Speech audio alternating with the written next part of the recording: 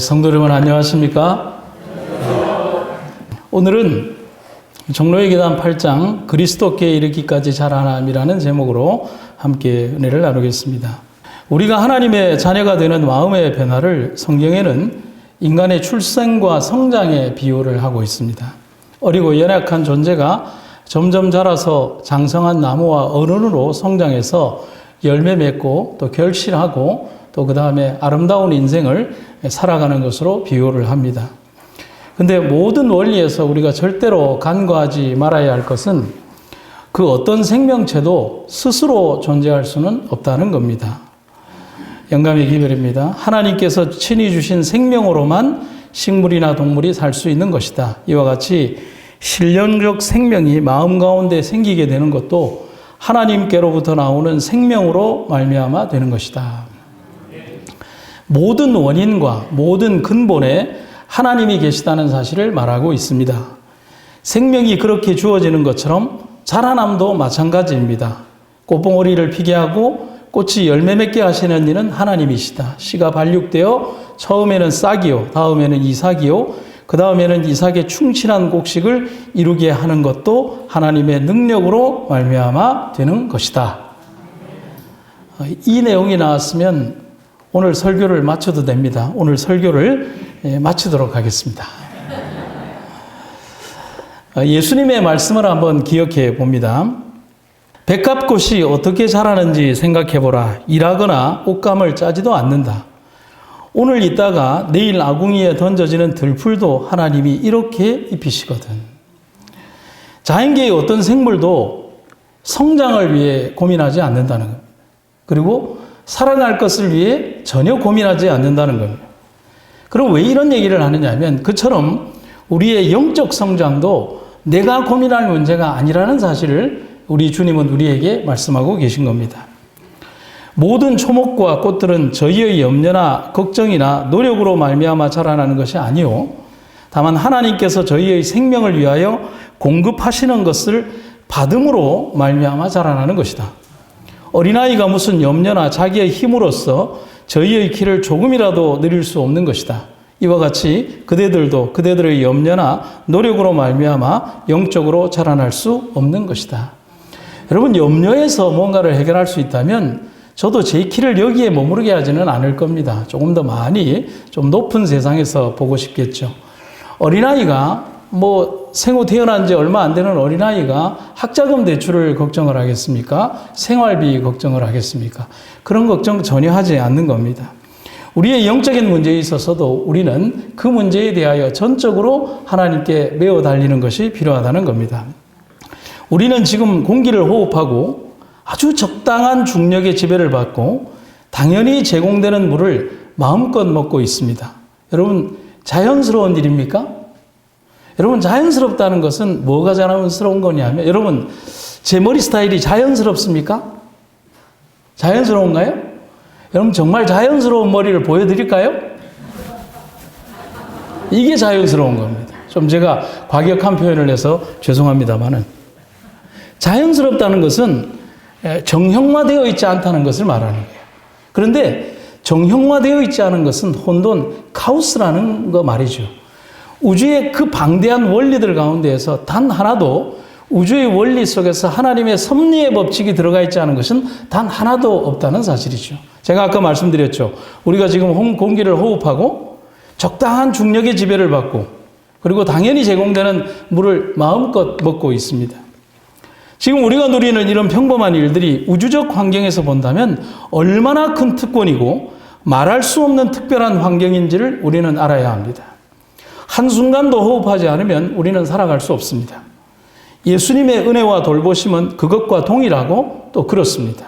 그래서 우리가 이 종로의 계단 제일 처음 배울 때 배웠던 구절이 이겁니다. 잎사귀 하나하나마다 하나님 사랑이 기록되었다라고 영감의 글은 우리에게 말하는 겁니다.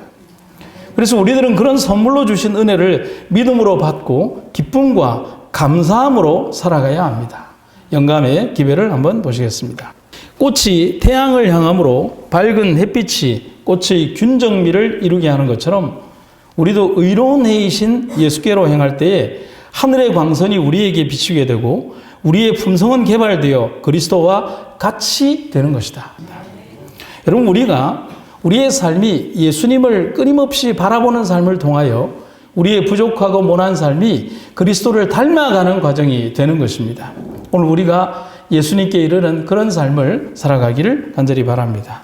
자라남의 첫 번째 원리는 뭐라고요? 예수님 안에 거하는 겁니다. 아멘입니까? 아멘. 요한복음 15장 4절과 5절입니다. 내 안에 거하라. 나도 너희 안에 거하리라. 가지가 포도나무에 붙어있지 아니하면 스스로 열매를 맺을 수 없음같이 너희도 내 안에 있지 아니하면 그러하리라.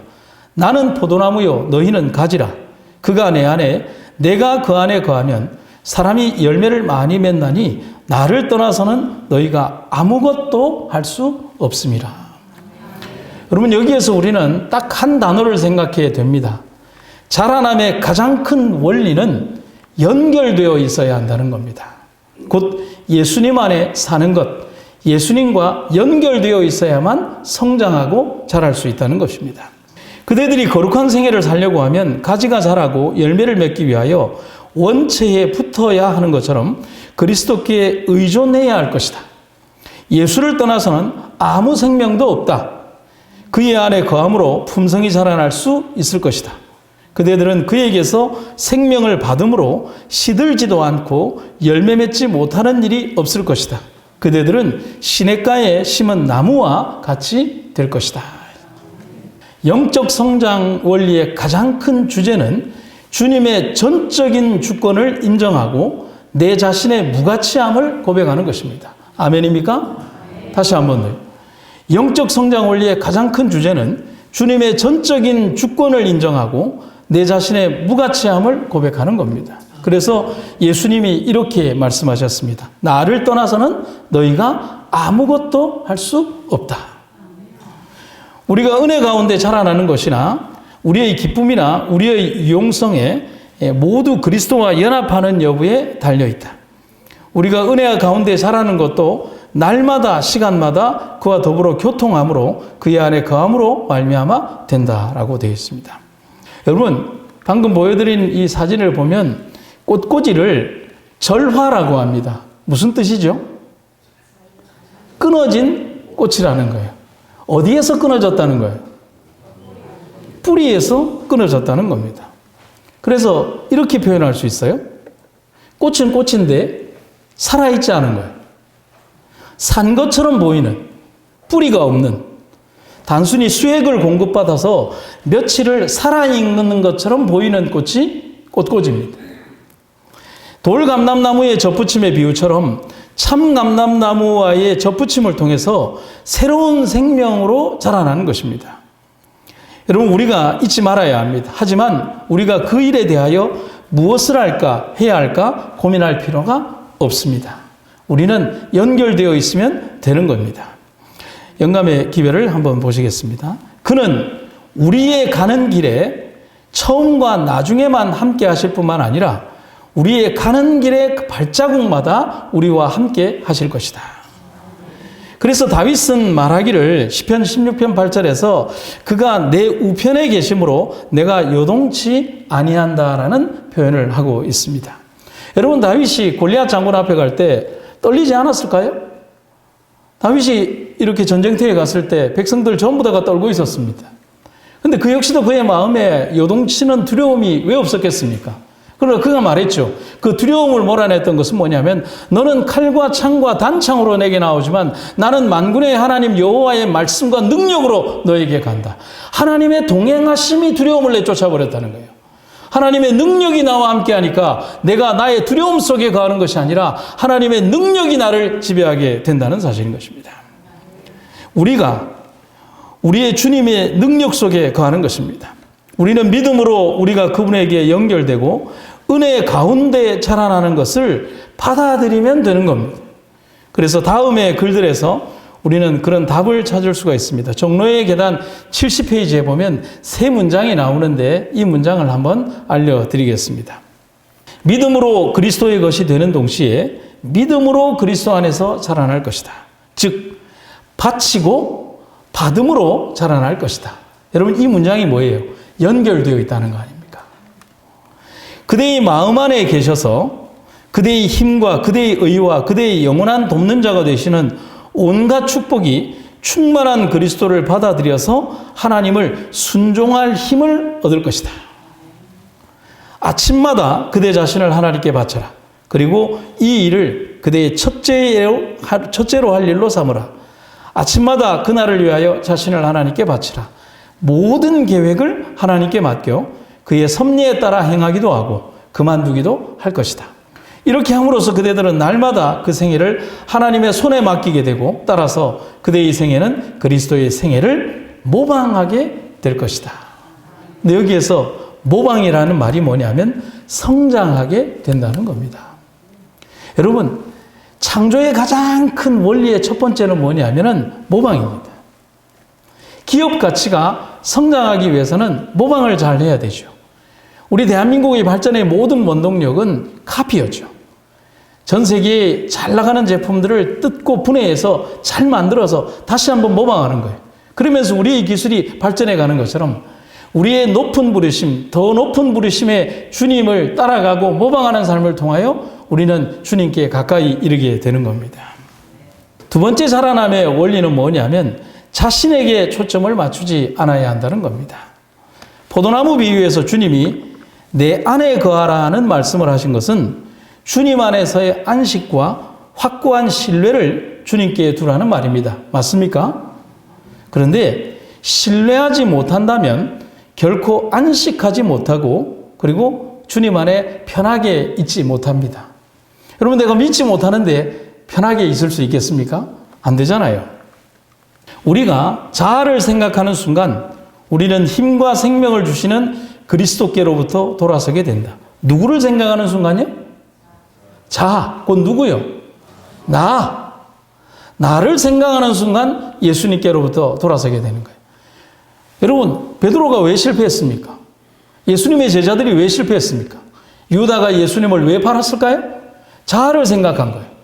자기 중심으로 예수님을 바라본 겁니다. 이것을 아는 사탄은 우리의 마음을 구주로부터 돌아서게 하고자 했습니다. 사탄은 우리가 그리스도와 함께 거하지 못하고 함께 일하지 못하기를 바란다.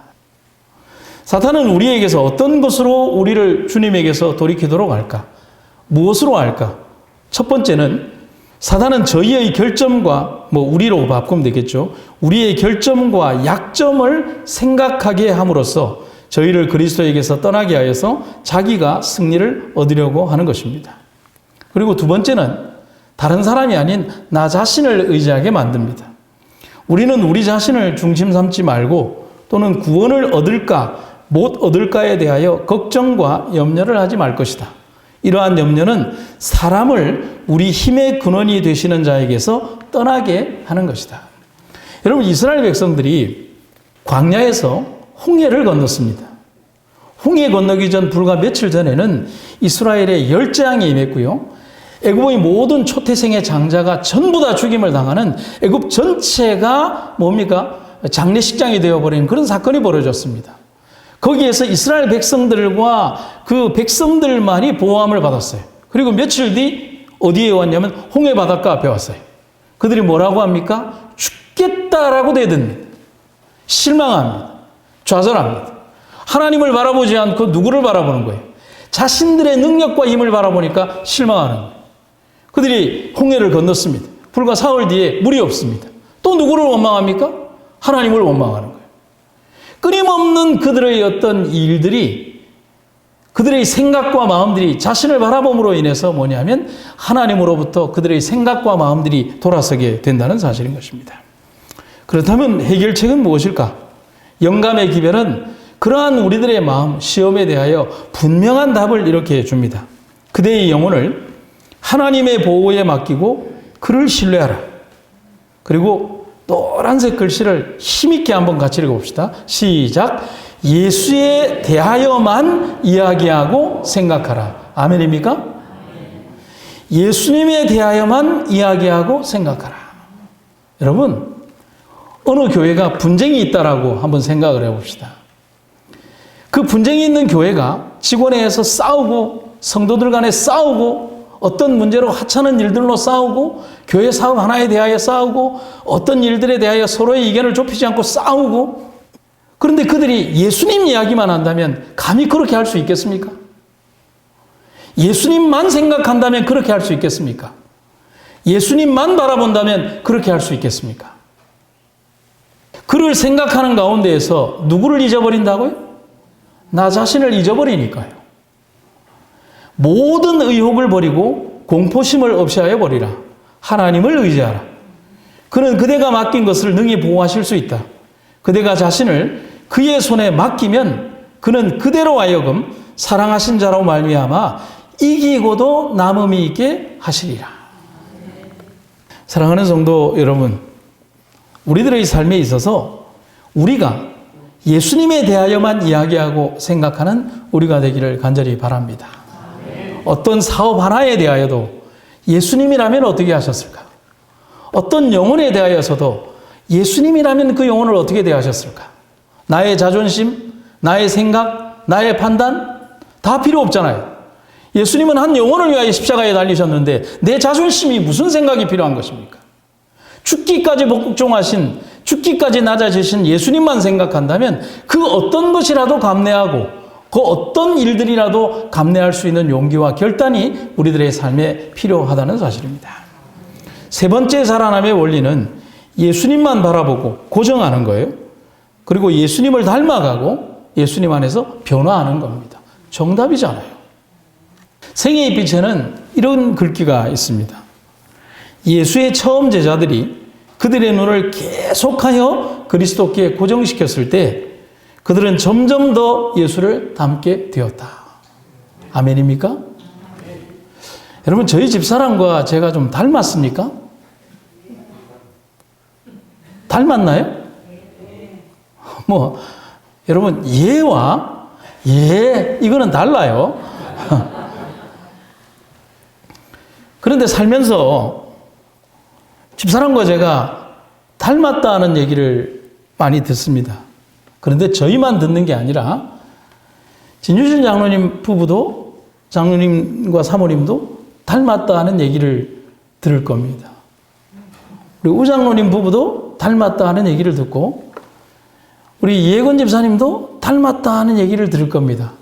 왜 그럴까요? 우리 또 김혜봉 장로님 이름 안 불러드리면 서운하죠. 김혜봉 장로님 부부도 닮았다는 얘기를 또 들을 겁니다. 왜 그럴까요? 느낌이죠. 마음이죠. 풍겨지는 이미지죠. 살면서 살아온 삶의 그런 모습들이죠. 얼굴의 형태는 분명히 다른데 그 둘이 닮아가는 거예요. 생각과 마음과 판단들이 분명히 하나는 급하고 하나는 느린데도 한 사람은 더위를 못 참고 한 사람은 추위를 못 참는데도 불구하고 분명히 다른 성격인데도 불구하고 그 둘은 닮아가는 거예요. 옛날에 우리가 학교 시간에 배웠던 소설 가운데 큰 바위의 얼굴이라는 미국의 소설이 있습니다. 기억하시죠? 언젠가 나타날 바위를 닮은 위대한 인물을 기다리는 마을 사람들과 아이가 있습니다. 근데 소녀는 매일 그 바위를 보면서 그 사람을 기다립니다. 세월이 지나서 그가 성장하고 성공해서 마을로 돌아왔을 때 사람들이 일제히 말합니다. 저분이 큰 바위 얼굴을 닮은 그 사람이라고 말입니다. 여러분, 사랑하고 함께 살면 닮아갑니다. 얼굴에서 비치는 이미지와 느낌이 그 사람을 닮게 합니다. 우리가 예수님에게 시선을 고정하고 그분만 삶에 담는다면 우리는 당연히 그분을 닮아가야 합니다. 예수님 냄새가 나야 돼요. 그래서 우리를 그리스도의 향기라고 말했던 이유는 우리가 예수님을 닮아가고 우리의 삶에서 예수님 냄새가 나야 된다라고 얘기를 하는 거예요. 제자들의 삶, 특히 요한의 삶이 처음부터 그렇게 사랑의 사도로 불릴 만큼 아름다운 품성을 가진 사람은 아니었습니다. 그는 명예욕도 많았고요. 자존심도 아주 높았고요. 불같은 성질을 가진, 그래서 제가 이 원고에 뭐라고 그러냐면 요한은 변화되기 전에 하자투성이 인간이었다 그랬습니다. 12사도들 모두 다가 하자투성이 인간들이었어요. 하지만 그들이 예수님 안에서 변화되었을 때 그들의 십자가에 거꾸로 달려 돌아가는 죽음도 불사하고 예수님의 사랑의 사도로 불려질 만큼 변화된 삶을 살아가게 되었다는 사실인 것이죠. 누구만 바라봤기 때문에? 예수님만 바라봤기 때문에. 그가 예수님의 일상생애 가운데 나타난 능력과 인내, 권능과 애정, 위엄과 겸손을 보았을 때 그의 마음은 찬탄과 사랑으로 충만하게 되었다. 날마다 그의 마음은 그리스도에게로 이끌려가게 되어 마침내 그는 자기 주님에 대한 사랑에 자신을 잊어버리게 되었다. 그의 조급하고 야심 많은 성민은 그리스도의 조성하는 능력에 맡긴 바 되었다. 요한을 얘기하는 거예요. 성신에 거듭하는 능력은 그의 마음을 새롭게 하였다. 그리스도의 사랑의 힘이 그의 품성을 변화시켰다. 이것은 예수와 연합함으로 생기는 확실한 결과다. 여러분, 확실한 답을 원하십니까? 여기에 확실한 답이 기록되어 있지 않습니까? 여러분, 여기에 있어서 우리가 정말 주님께 감사하는 것은 주님의 약속입니다. 이 약속이죠. 내가 세상 끝날까지 너희와 항상 함께 있을 것이다. 여러분, 이 말은 우리가 바라보고 변화해야 될 그 대상이 우리를 떠나서 멀리 있는 존재가 아니라 우리와 항상 함께 하시는 분이라는 사실이라는 것입니다. 그 약속으로 인하여 주님 승천 이후에도 사람들은 2000년의 세월 동안 주님을 믿음으로 바라볼 때 주님을 닮아가고 변화했습니다. 그 단 한순간도 그 약속은 이루어지지 않았던 적이 없다는 사실입니다. 사랑하는 성도 여러분, 지금도 우리는 주님의 임재를 느끼며 살아갑니다. 아멘입니까? 믿음으로 그렇게 살아가야 합니다. 그래서 에베소의 기별처럼 우리는 주님의 뜻에 따라 성장해야 합니다. 에베소 4장 15절을 여러 성경 구절로 한번 읽어보도록 하겠습니다. 오직 주님 사랑 안에서 참된 것을 하여 범사에 그에게까지 자랄지라. 그는 머리니 곧 그리스도라. 우리는 사랑 안에서 진리만을 말하면서 우리 삶의 모든 면에서 더욱 자라나 마침내 머리 되시는 그리스도에게까지 다다라야 합니다. 사랑으로 진리만 말하고 머리 되신 그리스도를 본받아 모든 면에서 성장하도록 하십시오. 우리는 사랑으로 진리를 말하며 모든 일에 머리 되신 그리스도를 닮아가야 합니다. 우리의 연약과 부족함을 바라보고 거기에 머무르지 말아야 합니다.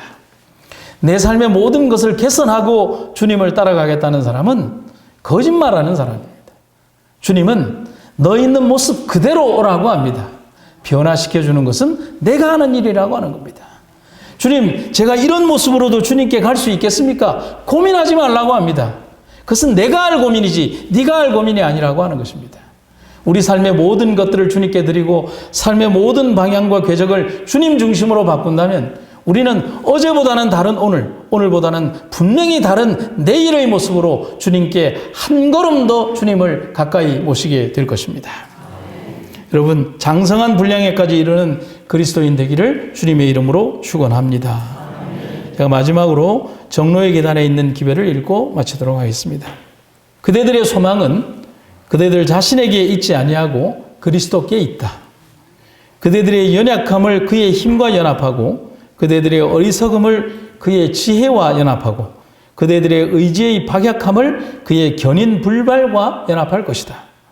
그러므로 그대들은 자신을 생각지 말고 그리스도를 쳐다보라. 그리스도의 사랑과 그의 품성의 아름다움과 완전하심에 대하여 생각하라. 극기의 그리스도, 굴욕을 받으신 그리스도, 순결하고 거룩하신 그리스도, 무한히 사랑하시는 그리스도, 이것이 심령에 명상할 제목이다. 그대들이 그의 명상으로 변화하게 되는 것은 그리스도를 사랑함으로, 그를 모방함으로, 그를 온전히 의지함으로 되는 것이다. 사랑하는 성도 여러분, 지난 한 주 동안 세상의 전쟁터 같은 세상 속에서 살아가시면서도 주님의 거룩한 은혜와 사랑을 생각하며 주님을 붙들며 살아온 여러분들이 주님을 따라가는 사람들입니다. 하나님의 거룩한 안식의 시간 속에서 주님을 더 많이 가슴에 담고 또다시 우리에게 주어진 일주일의 시간 속에 살아가시면서도 주님과 함께 살아가시는 여러분과 제가 되기를 주의 이름으로 축원합니다. 사랑의 주님, 주님 닮기 원합니다. 모나고 더럽고 냄새나는 나 자신을 바라보는 것이 아니라 오직 주님만 바라보고 주님 안에서 변화하기를 원합니다. 부족한 나의 삶 바라보지 않으시고 하늘의 고귀한 죽음을 통하여 우리에게 새로운 생명과 선택을 알아가신 주님의 은혜를 감사드립니다. 이 땅에 주어진 시간이 얼마나 있을지 나는 모릅니다. 그렇기에 내 남은 삶의 모든 시간들을 주님만 전하고 주님만 바라보며 살아가게 하여 주시옵소서. 시간은 줄어드는데 내가 이 땅에서 살아갈 시간은 점점 줄어드는데 나는 왜 아직도 이기적인 사람으로만 살아갈까요? 주님이여 그렇게 살아가지 않게 하여 주시옵소서. 오로지 주님만 바라보게 하시고 주님의 나라만 소망하게 하여 주시옵소서.